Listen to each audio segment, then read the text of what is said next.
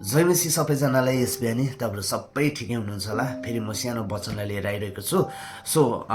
म संसारमा हेर्छु कतिवटा कुराहरू नि मान्छेहरू चाहिँ के सोच्छ भने आज म त्यो धनी मानिसको सन्तान हुनु पाएँ होइन।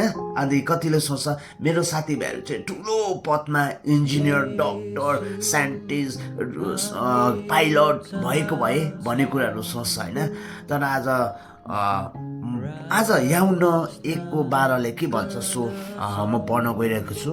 तर जतिले उहाँलाई ग्रहण गरे र उहाँको नाउँमाथि विश्वास गरे उहाँले तिनीहरूलाई परमेश्वरका सन्तान हुने अधिकार दिनुभयो। आमेन, प्रेज द लर्ड। म आजको यो वचन पढ्दै गर्दै चाहिँ साँच्चै नै आशिषित भएको छु।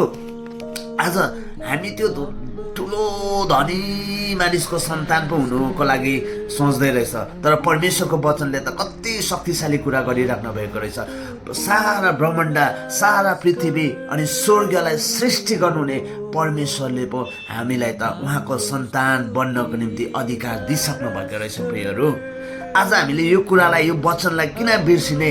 आज हामी संसारको धनी मान्छेको सन्तान हुनु चाहनु हुने कि आज सारा सृष्टिकर्ता अनि स्वर्ग, पृथ्वी, सारा ब्रह्माण्डलाई सृष्टि गर्नुहुने सृष्टिकर्ताको सन्तान हुनु चाहनुहुने? यो तपाईँको हातमा छ। आज म त एकदम परमेश्वरलाई धन्यवाद भन्छु। साँच्ची नै म आज परमेश्वरमा ग्रहण अनि विश्वास गरेको कारणले गर्दा म प्रभुको परमेश्वरको सन्तान भएको छु। अनि आज तपाईँहरू किन नहुने? यो वचन चाहिँ मेरो लागि मात्र होइन प्रियहरू, तपाईँहरूको लागि पनि हो।